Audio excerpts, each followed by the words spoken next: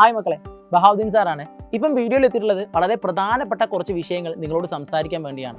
എന്തെന്നാൽ ഇത്തവണ നമ്മുടെ ഇംപ്രൂവ്മെന്റ് എക്സാം മാർച്ചിലായിരിക്കും നടക്കുക എന്ന കാര്യം നിങ്ങൾക്ക് എല്ലാവർക്കും അറിയാലോ. കാരണം നിങ്ങളുടെ സീനിയേഴ്സിനും അതേപോലെയാണ് നടന്നത്.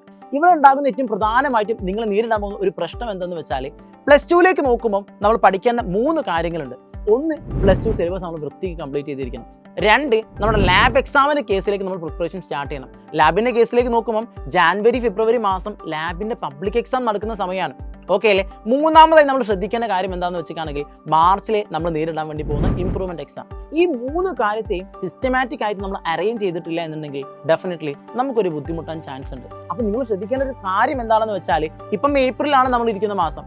ഈ ഏപ്രിൽ മാസം മുതലേ ആദ്യം എന്ത് ചെയ്യുക, പ്ലസ് 2 സിലബസ് വൃത്തിക്ക് പഠിച്ചു പോവുക എന്നുള്ളത് തന്നെയാണ്.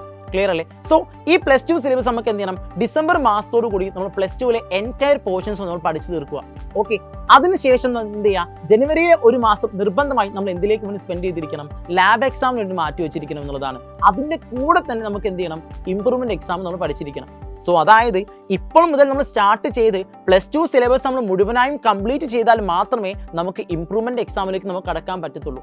ഓക്കെ അല്ലേ? സോ ഇംപ്രൂവ്മെന്റ് എക്സാം മാർച്ചിലായതുകൊണ്ട് തന്നെ ഒരുപാട് കുട്ടികൾക്ക് ആ ഒരു സമയത്ത് വല്ലാത്തൊരു പ്രയാസം നേരിടാറുണ്ട്. കാരണം പ്ലസ് 2വിൻ്റെ സിലബസും പഠിക്കണം, പ്ലസ് 1ൽ പഠിച്ചത് ഒന്നുകൂടി റിവൈസ് ചെയ്യുകയും വേണം. സോ എല്ലാം കൂടി ഭയങ്കര കോൺഫ്ലിക്റ്റ് ആവും മാർച്ചിലേക്ക് നമ്മൾ മാറ്റി വെക്കപ്പെടുമ്പോൾ.